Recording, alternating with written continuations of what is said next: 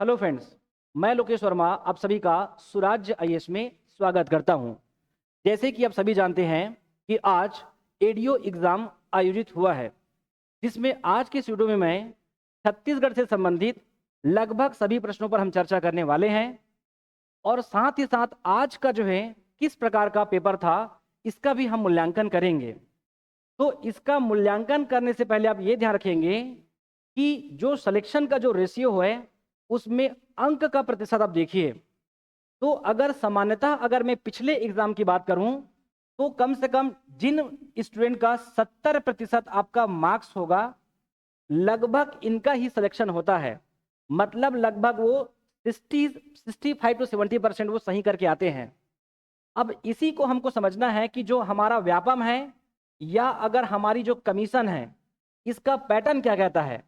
ये कहता है कि 40% आसान प्रश्न होंगे, 30% जो प्रश्न है वो मध्यम स्तर का होगा और जो 30% जो प्रश्न है ये थोड़ा कठिन होगा और यही वो आपका 30% प्रश्न है जो आपको हमेशा नया लगेगा। अब क्या बोला जा रहा है कि 40 आसान होंगे और 30 आपका मध्यम स्तर का होगा, जबकि अब तक का सिलेक्शन ये कहता है कि लगभग 65 से लेकर 70% या उससे अधिक ही में अगर आप प्रश्न का अगर उत्तर करते हैं तो आपका सिलेक्शन हो पाएगा, अर्थात आप 200 में शामिल हो पाएंगे। तो ये जो 40 और 30 है ये लगभग सभी से बनेंगे। ध्यान रखेंगे मैं क्या बोल रहा हूँ, ये लगभग सभी से बनेंगे। जो पहली बार कोचिंग कर रहा हो या खुद से अगर स्टडी कर रहा होगा तो थोड़ा भी अगर पढ़ा होगा तो इसको पढ़ा पढ़ा महसूस होगा और उससे बनेगा। तो जो कम पढ़ा हो चाहे ज्यादा पढ़ा हो ये 70 के 70 प्रश्न ये नहीं कर सकते। ये पूरे 70 के 70 चाहे कितना भी अगर वो बुद्धिमान हो या ज्यादा क्वेश्चन किया हो तो भी 70 क्वेश्चन सही नहीं कर सकते। मतलब यहां से कुछ ना कुछ गलतियां आपसे होगा, मेरे से भी होगा। क्लियर है। दूसरी बात, अब ये जो 30% जो प्रश्न है ये कैसा आता है, तो हो सके आपको सिंगल ABCD में आपको डायरेक्ट आपको नए कंटेंट देखने को मिलेगा।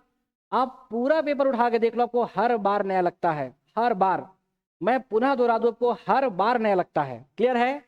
ये 30% में, लेकिन इस बार क्या हुआ है कि कंटेंट तो नया है लेकिन साथ में कूट के पूरे प्रश्न ही नए हैं।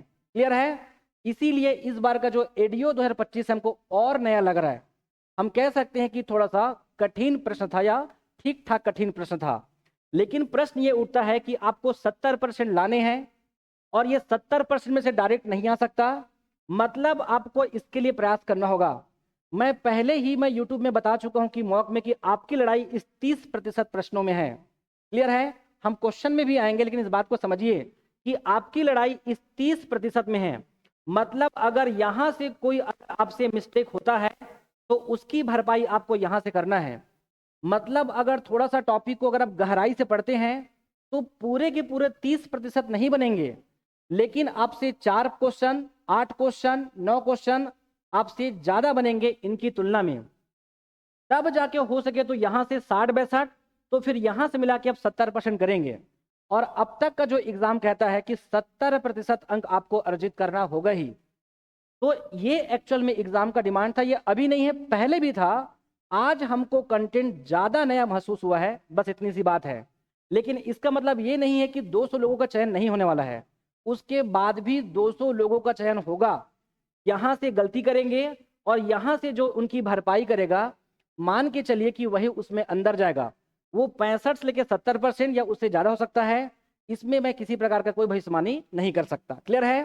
तो चलिए हम देखते हैं आज का प्रश्न में। आपका प्रश्न क्रमांक है आपका 16। क्या रहेगा। मड़वा ताप विद्युत स्टेशन छत्तीसगढ़ के किस जिले में स्थित है। अब ये वही प्रश्न था जो मैंने बोला था कि आपका 40 और 30 में से, या कह सकते हो ये आसान प्रश्नों में से था। जांजगीर चांपा, जो मड़वा थर्मल जो है आपका पावर प्लांट है वो जांजगीर चांपा में है। ये लगभग सभी बच्चों से बनेगा, जो थोड़ा भी पढ़ाई करेंगे उससे बनेगा या उनको लगेगा कि मैं तो बनाकर आया ही हूं। क्लियर है। चलिए आगे देखिए क्या प्रश्न क्रमांक आपका 17। 2011 की जनगणना के अनुसार छत्तीसगढ़ में ग्रामीण एवं शहरी परिवार का प्रतिशत है। ये हमारा प्रश्न है। तो 2011 की जनगणना, अब ये तो हमारा आपका ऑफिशियल आंकड़ा है भारत सरकार का, और वो ये कहता है कि जो ग्रामीण, अगर मैं केवल ग्रामीण के अगर मैं आंकड़ों की बात करूं तो वो कहता है 76 पॉइंट आपका 76 के आपका परसेंट, ये उसके आंकड़े हैं। वो बोलते हैं कि इतना आंकड़ा आपका ग्रामीण का है, शेष हमारा आपका 23.24 शहरी होंगे, जबकि यहाँ पर ऐसा कोई आंकड़ा नहीं है। तो इसके अगर हम आसपास के आंकड़े लेंगे तो मुश्किल से ये सी आपको ऐसा देखने को लग सकता है। क्लियर है? ऐसा मान सकते हो, ये हो सके तो विलोपित भी हो सकता है, लेकिन ये केवल संभावित है। क्लियर है? आगे बढ़ते हैं नेक्स्ट प्रश्न की ओर। प्रश्न क्रमांक आपका 18, राज्य सरकार का कार्यकारी प्रमुख कौन होता है? मुख्यमंत्री, राज्यपाल, मुख्य सचिव या राष्ट्रपति? और कहाँ का? राज्य सरकार का कार्यकारी अर्थात नाम मात्र का। आप सभी जानते हैं ये अगर प्रश्न की बात करें तो ये भी आसान प्रश्नों में है। इसका उत्तर होगा बी के आपका राज्यपाल। ये आप सभी जानते होंगे। आगे बढ़ते हैं। प्रश्न क्रमांक अगर हम 19 की बात करें, कालक्रम की दृष्टि में हुए आदिवासी विद्रोह का सही क्रम क्या है? आदिवासी विद्रोह, मैं फिर से बोल रहा हूं कि इन तमाम विद्रोह में बहुत सारे कंटेंट है जो आपको पढ़ना होगा। आप एक अच्छी किताब फॉलो कीजिए, आपको इनके बारे में बहुत सारी जानकारी प्राप्त होगा। लेकिन इस प्रश्न में केवल क्रम पूछा है। तो हमें पता है कि भोपालपट्टनम लगभग यहाँ पर क्या 1795 में हुआ था। जो मेरिया विद्रोह है वो हुआ था आपका 1842 में। वही अगर हम लिंगागिरी की बात करें तो ये आपका 1856 में। कोई विद्रोह 1859 में। जबकि इसके अंतर्गत और भी बहुत सी मुख्य बातें हैं जो आपको पता होना चाहिए, क्योंकि कल जाकर वो कोई विद्रोह के अंदर को पूछेंगे। क्लियर है? और साथ में जो मूरिया विद्रोह है वो आपका 1876 में होगा। ये आपको मुखाग्र याद होना चाहिए। क्लियर है? तो अगर हम इसके उत्तर की बात करें तो CDA अर्थात भोपालपट्टनम, मेरिया, लिंगागिरी कोई, तो इसका उत्तर क्या होगा? हमारा आपका बी होगा। CDA बी और क्या आपका सी होगा। क्लियर है? चलिए आगे बढ़ते हैं। प्रश्न क्रमांक आपका 20, आर्थिक सर्वेक्षण वर्ष 2024-25 के अनुसार निम्न में से सही है। अब ऐसा प्रश्न है जो आपको बहुत देखने को मिला है इस बार के एग्जाम में, और देखने को मिला है लेकिन साथ ही साथ आपको बहुत सारे कंटेंट नए लगेंगे। तो वो जो कंटेंट होगा वो आएगा 30% में। मतलब जो आपको परेशान करने वाले प्रश्न है, लेकिन आपको यहीं से कुछ क्वेश्चन निकालने भी होंगे। पढ़ते हैं आपका फर्स्ट, वर्ष 2024-25 में कृषि एवं संबद्ध क्षेत्र की भागीदारी 20.0% अनुमानित है। अब यहाँ पर शब्द को देखिए, अनुमानित है। और हम जब भी इसका अध्ययन करते हैं तो क्या पाते हैं? स्थिर भाव भी अनुमानित होता है, प्रचलित भाव भी अनुमानित होता है। क्लियर है? तो ध्यान रखेंगे यहाँ पर कुछ मेंशन नहीं किया कि क्या अनुमानित है, लेकिन यहाँ पर मेंशन किया है कि स्थिर भाव में कृषि क्षेत्र की हिस्सेदारी 2011 में क्या था। तो 2011 में कृषि ठीक ठाक था, और एक्चुअल में वो आंकड़ा अगर आप रिपोर्ट को देखेंगे तो रिपोर्ट की दूसरी लाइन है, दूसरी लाइन में सीधा मेंशन ये डाटा ये आंकड़े दिया हुआ है। तो ये हमारा आपका स्टेटमेंट सही है। लेकिन प्रश्न है यहाँ पर स्थिर भाव मेंशन है, यहाँ पर स्थिर भाव मेंशन नहीं है। जबकि हमारी अर्थव्यवस्था में इसका जो अनुमानित जो प्रचलित आंकड़े हैं वो एक्चुअल में इतना ही है। तो आप ऐसा मान सकते हो, संभावित है कि इसका उत्तर देखना कि वाइप हम क्या करेंगे, इनको सही लेंगे। उसका कारण है नीचे, छत्तीसगढ़ में सेवा क्षेत्र की हिस्सेदारी सकल राज्य घरेलू उत्पाद में विगत वर्षों में निरंतर बढ़ रही है। तो आप इकोनॉमिक सर्वे को अगर बहुत अच्छे से पढ़े होंगे ना, सेवा जो हमारा टॉपिक है उसमें क्लियर मेंशन है, पहला लाइन, उस पूरे लाइन को दोहरा दिया गया है कि 34%, 2011 के आसपास 34% था, जिसमें लगातार आपको बढ़ोतरी दिखाई दे रही है। ये स्टेटमेंट हमारा 100% सही है। मैं पुनः बता दूं, इसमें कुछ नया नहीं किए हैं। आप इकोनॉमिक सर्वे के पत्ते को पलटाइए, बस उसमें एकदम लाइन टू लाइन लिखा है यही बातें। क्लियर है? तो तीनों हमारा आपका स्टेटमेंट सही होगा। तो जो प्रश्न क्रमांक 20 है, प्रश्न क्रमांक 20 का उत्तर डी होगा। अब प्रश्न ये उठता है कि अगर हम इसको रॉन्ग मानते हैं, क्योंकि यहाँ बस मेंशन नहीं किया कि क्या इसका हो सकता है, ना तो स्थिर लिखा है ना तो प्रचलित लिखा है। तो ध्यान देखेंगे कि अगर 2 और 3 को मुझे आंसर लेना होगा, 2 और 3 को, तो यहाँ बस ये भी मेंशन किया हुआ है। क्लियर है? इसीलिए बोला जा रहा है बस क्या कि इसको ध्यानपूर्वक पढ़ के आपको सॉल्व करना था। क्लियर है? चलिए आगे बढ़ते हैं। प्रश्न क्रमांक 21, छत्तीसगढ़ राज्य वानिकी विभाग की प्रमुख योजनाएं कार्यक्रम का उचित संबंध बनाएं। मतलब एक तरफ आपका पर्यावरण से संबंधित यहाँ पर कुछ आपका अभियान है, और दूसरी तरफ वहां बस क्या उसकी एक्टिविटी है। तो एक्चुअल में ये प्रश्न भी अगर देखेंगे तो बहुत क्लियर मेंशन है, वानिकी टॉपिक है। वानिकी टॉपिक का चारों स्टेटमेंट देखेंगे तो चारों का चारों मेंशन है। वानिकी का चारों इकोनॉमिक सर्वे को एज इट इज उतार दिया गया है। क्लियर है? तो चलिए देखते हैं, अगर हम इसे छोटा कर लेंगे थोड़ा सा, तब जाकर इस प्रश्न को हम कंप्लीट देख पाएंगे। क्लियर है? चलिए, तो क्या था इसमें, इसे ध्यान से पढ़ेंगे ना। पर्यावरण वानिकी कि जो पर्यावरण वानिकी है इसका संबंध इनमें से किससे होगा। तो अगर आप रिपोर्ट को देखेंगे ना तो आपको दिखाई देगा कि इसका संबंध किससे है, 4 से है। अब हमको सबको नहीं पढ़ना था, हमको पढ़ना था कि हरिहर छत्तीसगढ़ जो योजना है, एक्चुअल में इस योजना की बात करेंगे ना तो छत्तीसगढ़ राज्य के केवल 3 जिलों में लागू था। वो जिला क्या था आपका, रायपुर, दुर्ग और कोरबा में। मैं पुनः बता दूं, ये सारी बातें हमने अपने स्टूडेंट को पढ़ाया हुआ है। हमने क्लियर समझाया था कि छत्तीसगढ़ राज्य के इन 3 जिलों में आपका 2023-24 में 4 लाख पौधा रोपित किया गया है। आप पढ़ते होंगे रोपण, ये रोपण के अंतर्गत ही है। 4 लाख पौधे 3 जिलों में लगाया गया है। आप यहां से भी इसका आंसर निकाल सकते थे। तो क्या कर लोगे, हरिहर छत्तीसगढ़ रोपण, सी का उत्तर क्या होगा आपका, 2 में जाएगा। दूसरी बात यहाँ पास बांस वनों का पुनरुद्धार, तो इसकी अगर बात करें तो यहाँ पास इसका क्या यहाँ पास जोड़ा होगा आपका 1 होगा। अब क्या बचा है, बिगड़े वनों का सुधार, मतलब ऐसा क्षेत्र जहां पास पहले से वन था, अब वहां पास किसी प्रकार का वन दिखाई नहीं देता है, उसे पुनर्जीवित करना है या हम बोल सकते हैं बस फिर से रोपित करना है।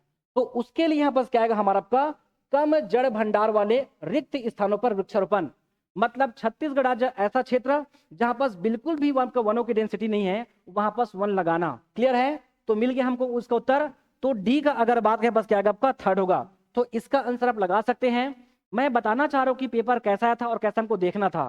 तो एक्चुअल में हम कभी कभी पूरा भी अगर नहीं पढ़ते तो हमको ये बताना था कि सी, हरिहर छत्तीसगढ़ योजना, ये छत्तीसगढ़ राज्य के 3 जिलों में लागू हुआ था और 4 लाख पौधे रोपित किया गया है। क्लियर है? इतनी बातें। आगे बढ़ते हैं, प्रश्न क्रमांक आपका 22। बस्तर जिले की 3 प्रमुख नदियां हैं। प्रश्न क्रमांक 22 है, बस्तर जिले के 3 प्रमुख नदियां हैं।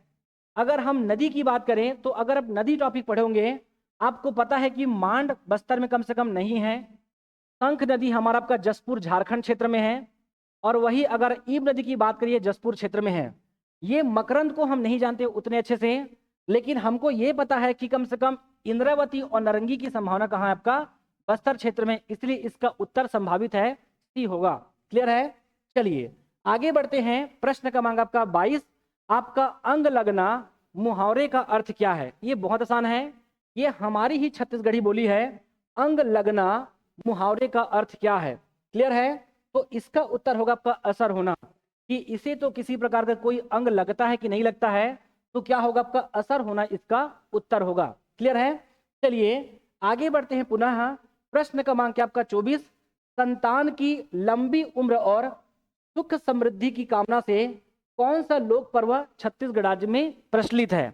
ये जो है संतानवती महिलाओं के द्वारा रहा जाता है, जिसमें उसके पुत्र पुत्री की लंबी आयु के लिए इस प्रकार का उपवास रहा जाता है। अब सभी जानते हैं कि कमटछठ एक ऐसा पर्व है जिसमें संतानों के लिए उपवास रखी जाती है। क्लियर है? ये कब मनाते हैं आपका, भाद्र माह में कमटछठ जो है। क्लियर है? चलिए आगे बढ़ते हैं, प्रश्न क्रमांक 25। जो आसान प्रश्न है वह हम जल्दी बढ़ेंगे, कॉलम 1 और कॉलम 2। अब ये जो प्रश्न था वापस समझेंगे, ये जो हमारा प्रश्न है कॉलम 1 और क्या आपका कॉलम 2, ज्यादा कुछ नहीं, इसमें क्या करना है आपका, जोड़ा बनाना है। हमें क्या करना है, इसमें जोड़ा बनाना है। अब ये जो प्रश्न है हम सभी के लिए एकदम नया था, तो मैं पुनः बता दूं, एक्चुअल में ये 30%, जो मैं 30% कठिन प्रश्नों की बात कर रहा हूं, ये एक्चुअल में वहीं से प्रश्न आया है। या तो हम इसको बना लें या हम इसको छोड़ दें, और या तो फिर अगर हमको थोड़ा बहुत अगर जानकारी है तो इसे बनाने का प्रयास करेंगे। क्यों करेंगे? क्योंकि 70% जो आसान और मध्यम स्तर के प्रश्न हैं वो हमसे बन ही जाएगा जरूरी नहीं है, और बनाने के बाद भी गलती होता है, ये कोई किसी प्रकार से छुपा हुआ नहीं है। तो इसे हम या तो प्रयास करें या तो फिर टोटली छोड़ दें, क्योंकि हमको माइनस मार्किंग भी नहीं करना है। तो कम से कम अगर हम इनके बारे में बात करें तो चंद्रादित्य सरोवर, चंद्रादित्य आपका मंदिर या चंद्रदितेश्वर मंदिर, ये सभी हम जानते हैं दंतेवाड़ा का बारसूर आएगा।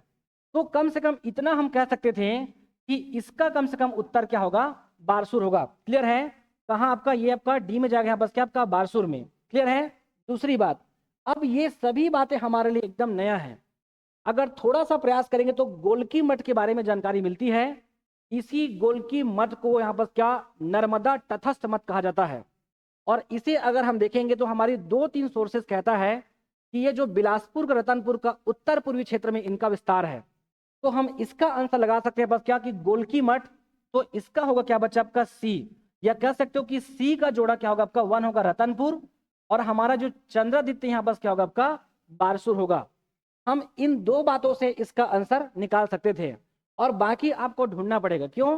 क्योंकि हमारे पास कोई प्रमाणिक ऐसा ऑथेंटिक किताब नहीं है जो हमें व्यापम ने बताया हो।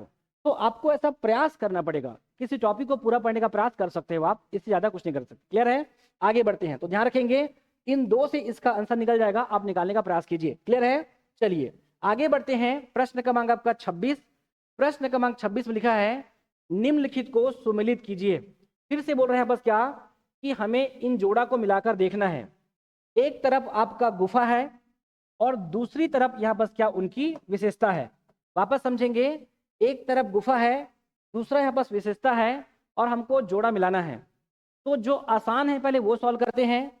जैसे कि बस्तर का जो कुटुम्ब सर उसमें अंधी मछली का विस्तार है, ये हमको पता है। तो बी का यहाँ पास क्या हो जाएगा आपका तीसरा होगा, ये कह सकते हैं। एक हमको पता है कि जोगी मारा की गुफा आप सभी जानते हैं, वहां पर कई प्रकार का मानव का, पशु पक्षियों का, वन्य जीवों का चित्रण है। तो हम कह सकते हैं कि डी का यहाँ पास क्या होगा आपका 4 होगा। 2 बातें। अब तीसरी बात आपका कैलाश गुफा और सिंघनपुर गुफा। तो एक्चुअल में कुटुम्बसर गुफा भी इसी से बना है, और कैलाश गुफा की बात करें तो एक्चुअल में ये चूना पत्थर की संरचना है, और उस चूना पत्थर में आपको प्राप्त होगा आपका स्टेलेगमाइट, और साथ में क्या स्टेले जो है स्टेलेक्टाइट। ये 2 ऐसे जो हमारा है जो इसमें आपको दिखाई देगा कैलाश गुफा में इनका विस्तार होगा। तो एक्चुअल में अगर बात करें तो ए का उत्तर क्या होगा आपका, इसका जोड़ा 2 होगा। अब बचा सिंघनपुर की गुफा। ये नहीं पता होता तो भी बनता, लेकिन सिंघनपुर की गुफा जो है छत्तीसगढ़ राज्य की प्राचीन गुफा है। प्राचीन गुफा है और साथ ही साथ मैक्सिकन एवं स्पेनिश मूर्तिकला। इसका मतलब ये है कि जो 30,000 साल पुरानी जो मूर्तिकला का जो विस्तार है मैक्सिको और स्पेनिश क्षेत्र में, तो जिस प्रकार की निकासी, जिस प्रकार की शैली मैक्सिकन क्षेत्र में है, एक्चुअल में वैसा ही मूर्ति कहाँ मिला है, सिंघनपुर की गुफा में। तब जाके इसका उत्तर क्या होगा आपका, एक के साथ इसका जोड़ा होगा। ध्यान रखेंगे यहाँ पर प्रश्न आपको दिखाई नहीं देगा, इसलिए यहीं पर से सॉल्व करेंगे, हम नीचे नहीं जाएंगे। क्लियर है। तो सिंघनपुर की गुफा क्या मैक्सिकन एवं स्पेनिश, ये 30,000 साल पहले की यहाँ पर क्या बच्चे वो मूर्तिकला है, और वैसे ही मूर्ति कहाँ प्राप्त हुआ है, सिंघनपुर में। तो आप आराम से इसका उत्तर कर सकते हैं। क्लियर है। चलिए आगे बढ़ते हैं नेक्स्ट प्रश्न की ओर। 27 नीचे दिए गए कथन ए एस और कारण आर के लिए सही विकल्प चुनिए। आपका एक कथन है, दूसरा कारण है, और उसके हिसाब से हमको क्या करना है, आंसर लगाना है। तो पढ़ते हैं हम लोग क्या आपका कथन को। चलिए देखिए आगे क्या। अगर हम कथन की बात करें तो ध्यान रखेंगे पहला, भेज्जी, कोतापल्ली और फोतकेल के जनजातीय लोग कुई कहे जाते थे। तो अगर हम देखेंगे ना, कुई और कोई ये एक्चुअल में माड़ी और दोरली बोली का एक लैंग्वेज है। क्लियर है। तो भेज्जी, कोतापल्ली, फोतकेल, इनके बारे में हम कहाँ पढ़े हैं, इनके बारे में हम लोग पढ़े हैं राजा गेंद्र सिंह का विद्रोह में। ये सभी जमींदार उसको सहयोग करते हैं। तो एक्चुअल में कुई का मतलब होता है कि ऐसा कोई पहाड़ी या पठारी क्षेत्र जो बाकी क्षेत्रों की तुलना में अलग विशेष रूप से वहां पास लोगों का रहवास होता होगा, उन लोगों को कहते हैं कुई या कोई विद्रोह। आप सुने होंगे। क्लियर है। तो भेज्जी, कोतापल्ली, फोतकेल ये सब जमींदारी था। बस्तर का जमींदारी है जो कम से कम वनांचल क्षेत्र था, जो एक विशेष क्षेत्र था। वैसे ही पहाड़ी पठारी भागों में रहने वाले लोगों को कहते हैं कुई, कहते हैं द्रविड़ भाषा में। तो ध्यान रखेंगे ये हमारा आपका स्टेटमेंट सही होगा।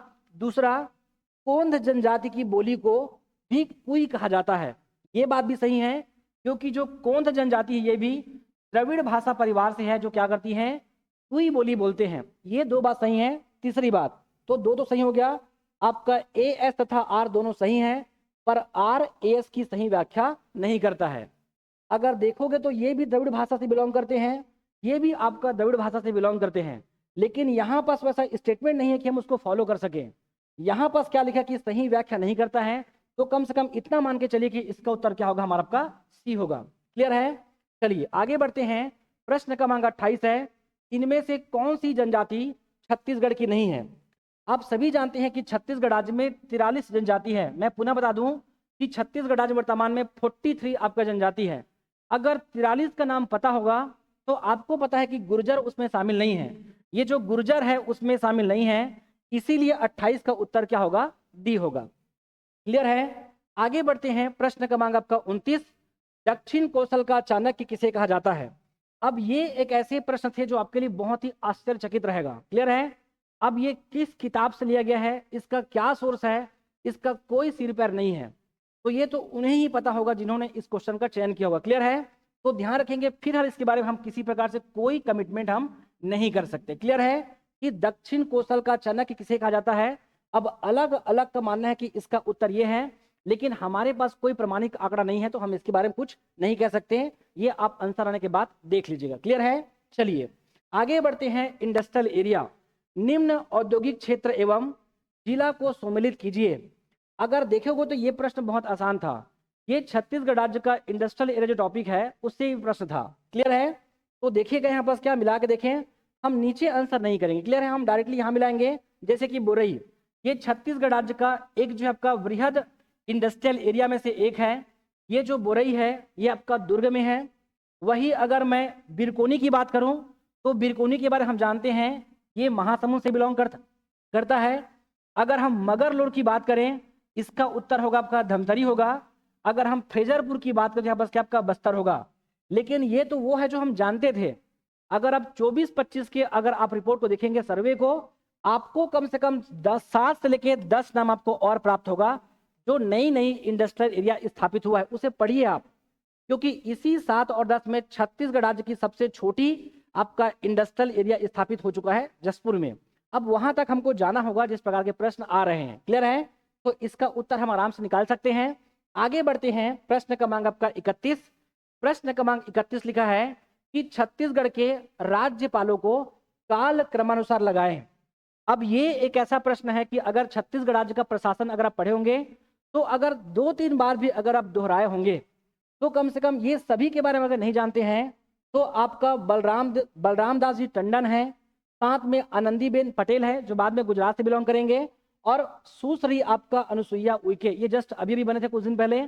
तो आप इन तीनों को भी देख के बता सकते थे कि इसका उत्तर क्या हो सकता है।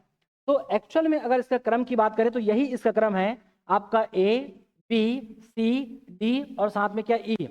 आज के बहुत से प्रश्न ऐसे थे जिनका उत्तर यही क्रम था, ऐसा ही। क्लियर है? तो इसका जो उत्तर क्रम से है ये आप देख लेंगे। ये बहुत आसान प्रश्न था, बस इनके बारे में आपको बेसिक जानकारी होना था। क्लियर है? चलिए बच्चे आगे देखते हैं। नेक्स्ट प्रश्न है प्रश्न क्रमांक आपका 32। ये बहुत अच्छा प्रश्न है। अब इसे हम समझाएंगे कि प्रवृत्तियों के आधार पर छत्तीसगढ़ी साहित्य परंपरा को डॉक्टर नरेंद्र देव वर्मा ने कितने कालखंडों में विभाजित किया है। अब इस प्रश्न को पहले ध्यान से पढ़िए। ये क्या बोल रहा है? छत्तीसगढ़ भाषा नहीं बोल रहा है, छत्तीसगढ़ी साहित्य परंपरा। पहले यहां टिक कर लो, छत्तीसगढ़ी साहित्य परंपरा। क्या बोल जा रहा है कि डॉक्टर नरेंद्र देव वर्मा ने, मतलब उसका अध्ययन किए हैं। तो समझेंगे, आज का प्रश्न आया था कि छत्तीसगढ़ राज्य को कितने राज्य स्पर्श करते हैं। हम सभी जानते हैं इस छत्तीसगढ़ राज्य को 7 राज्य स्पर्श करता है। सभी की बोली भाषा का इसके ऊपर प्रभाव है। मराठी का, उड़िया का, बघेली का, बुंदेलखंडी का, गोड़ी का, छत्तीसगढ़ राज्य में इसका प्रभाव है, छत्तीसगढ़ी बोली में। और यहाँ तक का छत्तीसगढ़ राज्य का खुद की अपनी अलग अलग बोली है। आदिवासियों का अलग है, आपका मैदानी क्षेत्रों का एकदम अलग है। तो एक्चुअल में छत्तीसगढ़ राज्य के पूरे साहित्य को अगर आप देखेंगे तो हमारी जो बुद्धिजीवी है, अगर छत्तीसगढ़ राज्य के साहित्यिक इतिहास को हम देखें तो हमको लगभग 1000 ईस्वी से इस प्रकार का इतिहास दिखाई देता है। वापस समझेंगे क्वेश्चन पूछा क्या है। तो 1000 ईस्वी से ये अलग अलग बोली और भाषा पर हमारे बुद्धिजीवियों ने अलग अलग बातें अपने अनुभव के आधार पर लिखा है। प्रश्न ये है कि नरेंद्र देव वर्मा ने 1000 से लेके अब तक का जो साहित्यिक परंपरा है उसको पढ़ा है, तो उसको कितने भागों में विभाजित किया है, काल क्रमानुसार या काल खंडों के आधार पर। तो इसका उत्तर होगा बच्चे 3 होगा। ध्यान रखेंगे, इसका जो उत्तर 3 होगा। और इसका अगर हम आंसर की बात करें तो भक्ति युग, आपका भक्ति युग, साथ में क्या आपका गाथा युग, और साथ में क्या आधुनिक युग। मैं वापस बता दूं मैं क्या बोलना चाह रहा हूं कि छत्तीसगढ़ राज्य का जो साहित्यिक परंपरा है वो 1000 ईस्वी से हमको दिखाई देता है। 1000 से लेके अपने काल तक उन्होंने जो भी साहित्यिक परंपरा पढ़ा है, अलग भाषा, अलग बोली, अलग परंपरा, ये सबको 3 भागों में बांटा है, भक्ति, गाथा और आधुनिक युग में। तो इसका उत्तर होगा 3 होगा। क्लियर है? आगे बढ़ते हैं। प्रश्न क्रमांक आपका 33। निर्देश नीचे दिए गए अभिकथन ए अस और कारण, यहाँ पे क्या आर के लिए सही विकल्प चुने। ध्यान रखेंगे कि इनके बारे में हमको पढ़ना है कि अभिकथन शिवरी नारायण से प्राप्त शिलालेख में सती प्रथा का वर्णन है। वापस समझेंगे इस प्रश्न को, समझेंगे। शिवरी नारायण से प्राप्त शिलालेख में सती प्रथा का वर्णन है। अब ये हमारे लिए क्या था, मैं पुनः बता दूं, वो जो नए प्रश्न मिलेंगे 30%, ये 30% प्रश्नों में शामिल है। मतलब जब तक हम एक्स्ट्रा एफर्ट नहीं लगाएंगे हमसे क्वेश्चन नहीं बनेगा, और हो सके हमको छोड़ना पड़ सकता है, और छोड़ना भी बुद्धिमानी है। क्लियर है? देखिए क्या कि शिवरी नारायण से प्राप्त शिलालेखों में सती प्रथा का वर्णन है। तो ध्यान रखेंगे कलचुरी शासक जो जाजल जो द्वितीय हैं, उनका जो है आपका शिवरी नारायण का जो शिलालेख है, आपका शिलालेख क्रमांक 919। वापस समझेंगे, शिलालेख क्रमांक आपका 919 में इस बात का उल्लेख है कि शिवरी नारायण में सती प्रथा का उस समय प्रथाएं चला करता था। पुनः सुनेंगे, कलचुरी शासक जाजल जो द्वितीय का जो शिवरी नारायण में जो आपका शिलालेख है 919 क्रमांक में, उसमें मेंशन है सती प्रथा के बारे में। ये स्टेटमेंट हमारा क्या आपका सही है। दूसरी बात, राजा उल्हन देव के साथ उनकी तीनों पत्नियों ने सती हुआ था। ये लगभग आपका जांजगीर चांपा शक्ति के आसपास के क्षेत्र है, जहां पर एक राजा थे जिनका नाम था उल्हन देव। इनकी मृत्यु पर इनकी तीनों पत्नियां यहाँ पर क्या आपका सती हुई थी। ये हमारा बात एकदम सही है। क्लियर है? तो ये हमारा आपका स्टेटमेंट सही है। लेकिन साथ ही साथ ये भी ध्यान रखेंगे, जो हमारा कलचुरी जो शासक है पृथ्वी जो द्वितीय है, पृथ्वी जो द्वितीय का जो आपका रतनपुर शिलालेख है, उसमें देखेंगे पृथ्वी जो द्वितीय को जो सामंत था वल्लभराज, उनकी पत्नी ने भी आपका सती हुआ था। इस बात का प्रमाण कहाँ है? रतनपुर शिलालेख में इस बात का उल्लेख है। क्लियर है? ऐसा आपको ध्यान रखना है। दूसरा आपका ए और आर दोनों सत्य है, और आर ए एस की मूल व्याख्या है। आर दोनों सत्य हैं, लेकिन आर ए की सही व्याख्या स्पष्टीकरण नहीं है। लगभग इसे मान सकते हो कि इसका उत्तर क्या होगा, संभावित है इसका उत्तर क्या होगा, ए होगा। क्लियर है कि ये दोनों एक दूसरे की व्याख्या करते हैं। समझ पा रहे क्या? इतना आगे बढ़ते हैं। प्रश्न क्रमांक क्या हमारा आपका 34। क्लियर है? चलिए, आपका वादकों के क्रम राजा भूपदेव सिंह, विमलेंद्र मुखर्जी, ये सभी रायगढ़ घराने से आपका संबंधित है। हमको बताना है ये राजा है और उनसे संबंधित वाद्य यंत्रों का क्रम बताना है। लेकिन क्रम कैसा हो, जैसा राजा को मेंशन किया है उन आधारों पर। तो देखते हैं इस प्रश्न में क्या इसका उत्तर हो सकता है। तो हम बता दें कि अगर इनके बारे में अगर पढ़ें तो कम से कम जो विमलेंद्र मुखर्जी है, अगर हम इनके बारे में अगर बात करें तो ये आपका प्रचलित है पूरे भारतवर्ष में। किसके लिए? सितार के लिए। क्लियर है? इसका उत्तर क्या होगा हम ये बाद में देखेंगे। जो विमलेंद्र मुखर्जी हैं वो सितार के लिए जाने जाते हैं। अगर हम राजा भूपदेव सिंह को पढ़े तो इनके बारे में उतनी जानकारी नहीं है, लेकिन ये साहित्य कला को बहुत ही समर्थन किया करते थे। इनकी रानियों के बारे में उल्लेख ही वो ढोलक और तबला बजाया करती थी। हम मान सकते हैं कि ये जो है कि आपका तबला वादक रहे होंगे। क्लियर है? आपका तबला वादक। जबकि ठाकुर लक्ष्मण सिंह के बारे में क्लियर मेंशन है, ये पखावज वादक थे। क्लियर है?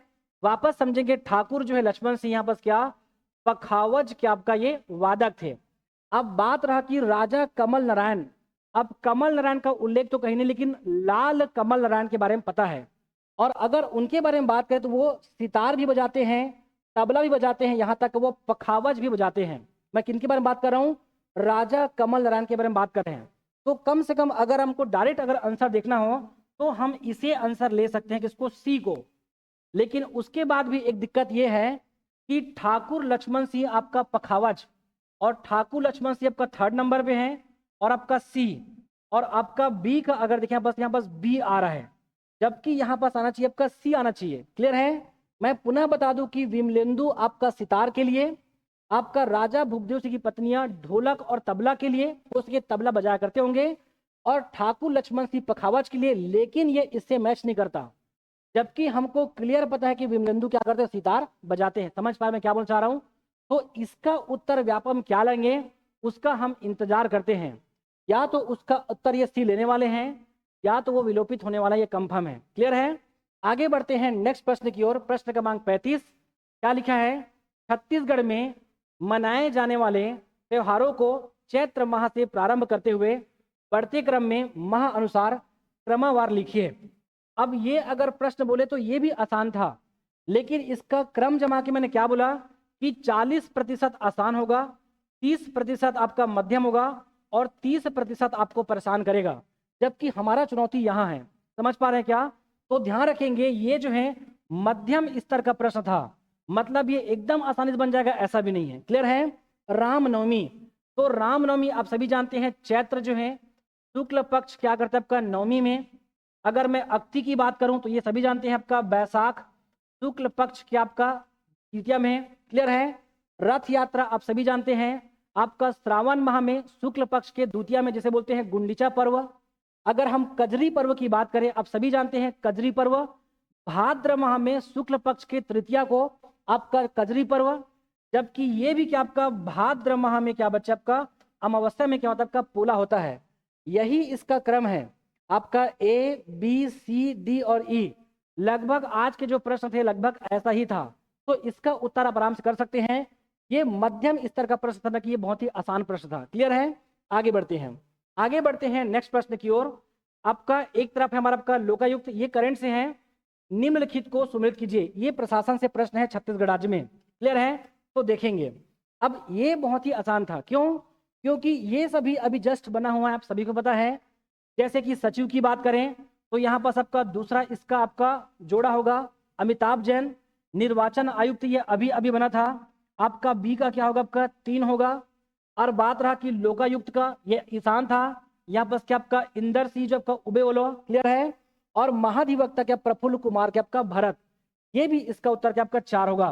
तो क्या होगा ये एक दूसरे के सामने इसका क्या होगा सही जोड़ा होगा। ये आप सभी से बना होगा, मैं ऐसा आशा करता हूं। क्लियर है?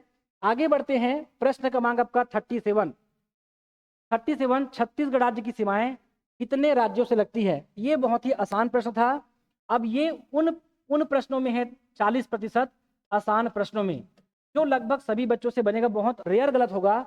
इसका उत्तर क्या होगा हमारा आपका सी होगा आपका 7 राज्य। क्लियर है? चलिए आगे बढ़ते हैं। छत्तीसगढ़ की जलवायु, अब इसे हम समझते हैं। छत्तीसगढ़ की जलवायु आपका कैसा है? ऑप्शन ए उष्ण है, आपका शीतोष्ण है, अर्ध शुष्क है या फिर क्या समतापीय है। तो इसके पहले आप ना और व्यापम का प्रश्न देखिए। प्रश्न पूछा है कि छत्तीसगढ़ राज्य के किस जिले में शीतोष्ण कटिबंधीय जलवायु नहीं है। मैं पुनः दोहरा दूं कि छत्तीसगढ़ राज्य के किस जिले में शीतोष्ण कटिबंधीय जलवायु का विस्तार नहीं है। प्रश्न आया है व्यापम में। तो क्या था? हम सभी जानते हैं छत्तीसगढ़ राज्य का एमसीबी है। एमसीबी के बाद कोरिया है, आपका सूरजपुर है, बलरामपुर है और साथ में यहाँ बस क्या आपका जसपुर है। प्रश्न में ऑप्शन में जसपुर में था। तो छत्तीसगढ़ राज्य के ये 4 जिले एमसीबी, कोरिया, सूरजपुर, बलरामपुर, ये ऐसे क्षेत्र हैं, ये ऐसे क्षेत्र है इसका उत्तर जहां से कर्क रेखा गुजरती है। और इस कर्क रेखा का इन जिलों का जो उत्तर है, इन जिलों का जो उत्तर है वहां पर है शीतोष्ण कटिबंधीय जलवायु।